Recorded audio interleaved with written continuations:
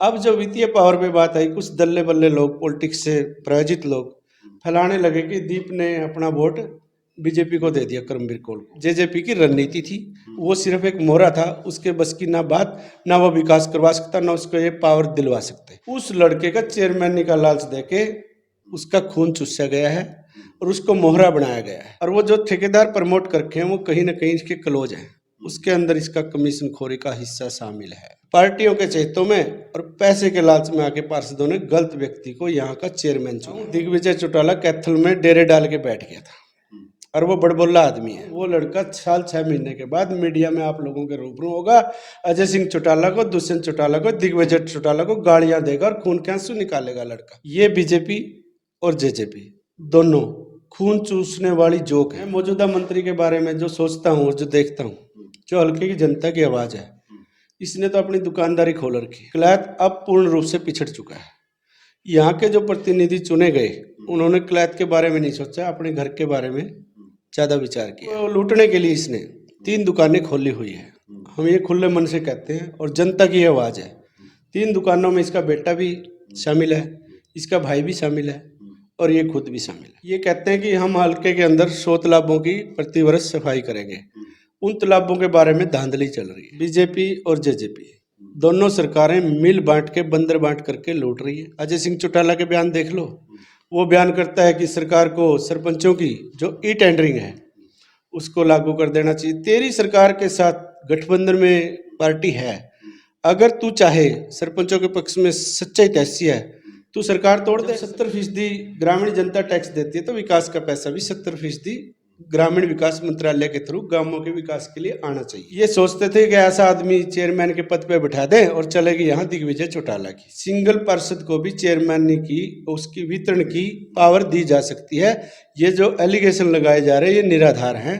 हमारा बाड़ू खाप का पार्षद है दीप बालू, वो अभी 25 साल का भाई है, लेकिन उसने खाप के कहने से अपना मत ना बीजेपी को दिया ना जेजेपी को दिया। चुनाव लड़ने के लिए तो उसने अपनी दावेदारी जिता दी, 2 वोट उसको मिले, 8 वोट, और जो बीजेपी से प्रायोजित पार्षद थे उनको डालने नहीं दिया गया। मेजर क्वार्तन को, उसको वाइस चेयरमैन से हटा दिया गया।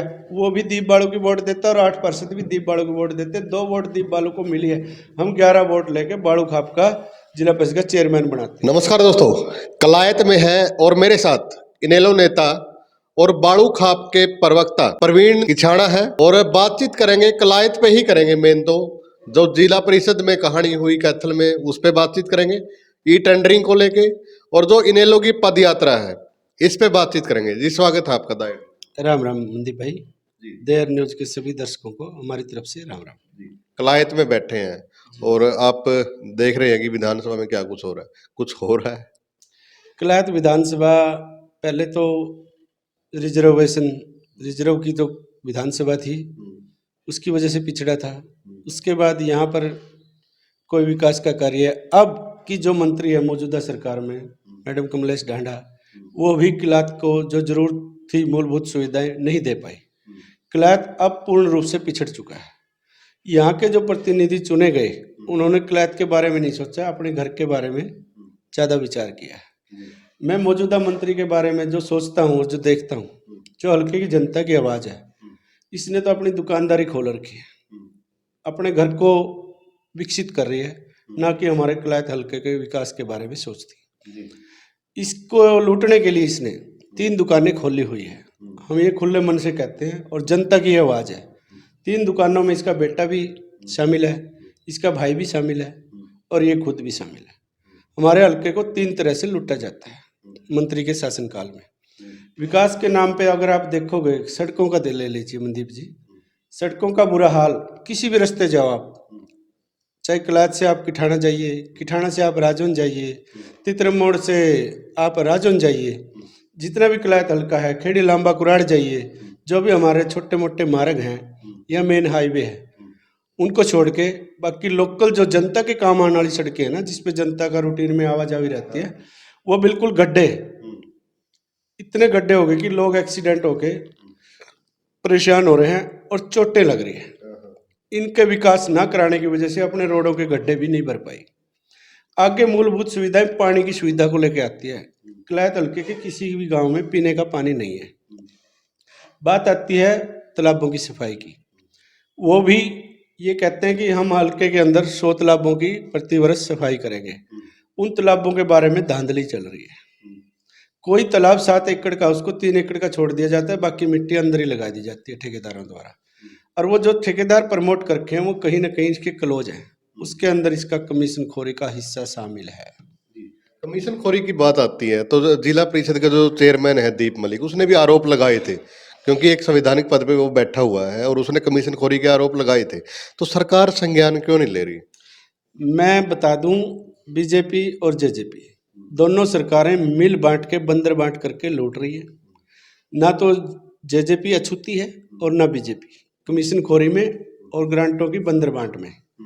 ये सब कुछ मिलके धांधली कर रहे हैं और जनता का पागल बना रहे हैं। जेजेपी वाले आते हैं, अजय सिंह चौटाला के बयान देख लो, वो बयान करता है कि सरकार को सरपंचों की जो ई टेंडरिंग है उसको लागू कर देना चाहिए। तेरी सरकार के साथ गठबंधन में पार्टी है, अगर तू चाहे सरपंचों के पक्ष में सच्चाई ऐसी है, तू सरकार तोड़ दे, सरकार ई टेंडरिंग को तुरंत वापस ले लेगी।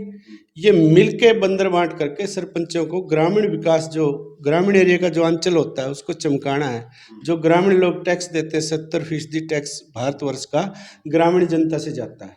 अगर उस टैक्स का सही मूल रूप में प्रयोग, जब 70% ग्रामीण जनता टैक्स देती है तो विकास का पैसा भी 70% ग्रामीण विकास मंत्रालय के थ्रू गांवों के विकास के लिए आना चाहिए।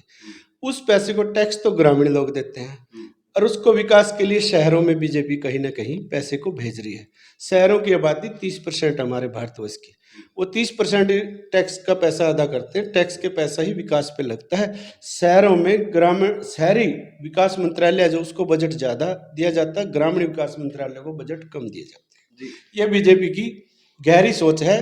जो ग्रामीण विकास की इकाई थी पंचायती राज, चाहे वो जिला परिषद है, चाहे वो ब्लॉक समिति है, चाहे ग्राम पंचायतें हैं, तीनों को इस पंचायती राज के ढांचे को खुर्द बुर्द करने का काम बीजेपी और जेजेपी मिलके कर रही है। जी, जिला परिषद की बात करते हैं। पीछे जो चेयरमैनी में जोर लगा और दीप बाड़ू का भी इसमें अहम रोल रहा, सुर्खियों में रहा, लेकिन इसके पीछे की कहानी आप अच्छे तरीके से जानते हो, क्योंकि बाड़ू खाप के प्रवक्ता हो आप।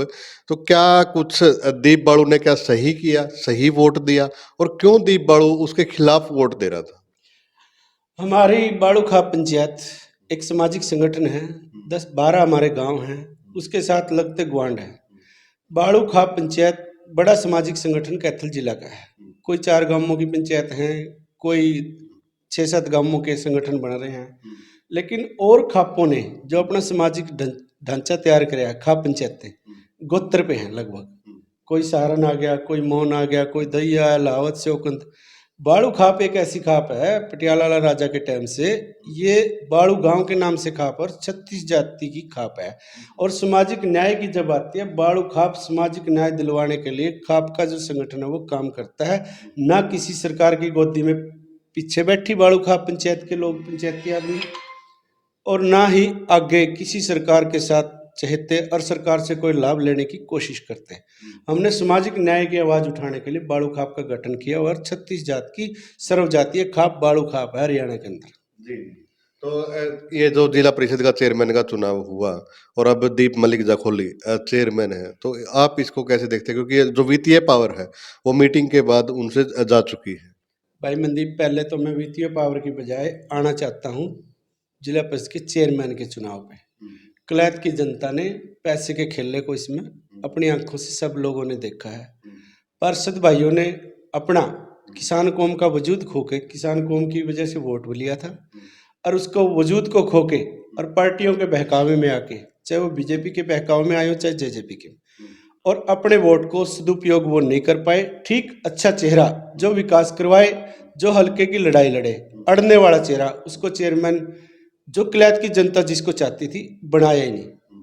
पार्टियों के चहेतों में और पैसे के लालच में आके पार्षदों ने गलत व्यक्ति को यहाँ का चेयरमैन चुना है। मेरा ये चुनाव को लेकर के सोच है और लोगों की आवाज़ है, उसको मैं बता रहा हूँ। बात आ गई जेजेपी और बीजेपी की, कहते हैं कि उनका वाइस चेयरमैन है, इनका चेयरमैन है। वित्तीय पावर की आ गई, ये सब बकवास है। इन्होंने संविधान का 73वां एक्ट, 73वां संशोधन 1994 का एक्ट है, ये सेंट्रल गवर्नमेंट ने पास किया था। उसमें जिला परिषद, ब्लॉक समिति, ग्राम पंचायतों की जो फंड की पावर होती है, इनके ई टेंडरिंग के बहाने 29 अधिकार खोस रखे पहले से ही तीनों इकाइयों के पंचायती राज के। आज बीजेपी ने जो कैथल में खेला खेला है और जो जेजेपी ने खेला है, पैसे के बलबूते पे खेला है। जो किलायत की जनता जिसको चेयरमैन के रूप में देखना चाहती थी, उसको तो इन्होंने किसान फेस को आगे नहीं आने दिया। तो दिग्विजय चौटाला का यहाँ पे अहम रोल रहा है। मैं बताऊं, दिग्विजय चौटाला कैथल में डेरे डाल के बैठ गया था और वो बड़बोला आदमी है। उसने ये देखा कि ये आदमी तेरे काबू में आ सकता है, दीप मलिक भाई जखोली। उससे मेरा कोई द्वेष नहीं, कोई बैर नहीं है। वो एक मेरा गुआंढी भाई है।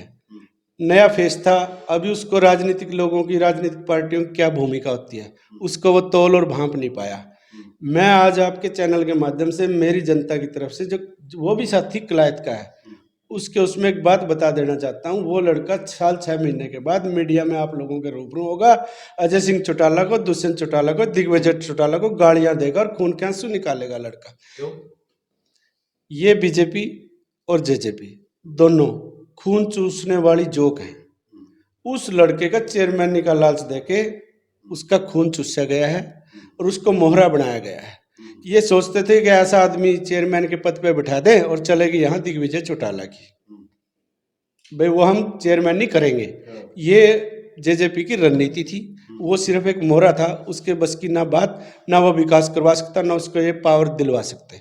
जो पावर की बात आई, वो जो वाइस चेयरमैन जिला परिषद के बने हैं करमबीर कौर, वो सदन की मीटिंग हुई जिला परिषद की, हाउस की मीटिंग होती है। हाउस में फैसला लेना होता है 1994 के एक्ट के तहत, संविधान का जो 73वां संशोधन है, वित्तीय पावर। अगर सदन की सहमति चेयरमैन और वाइस चेयरमैन को भी छोड़ के किसी सिंगल पार्षद पे बढ़ जाए ना, बे ये बंदा ईमानदार है, बराबर वितरण करेगा ग्रांट का।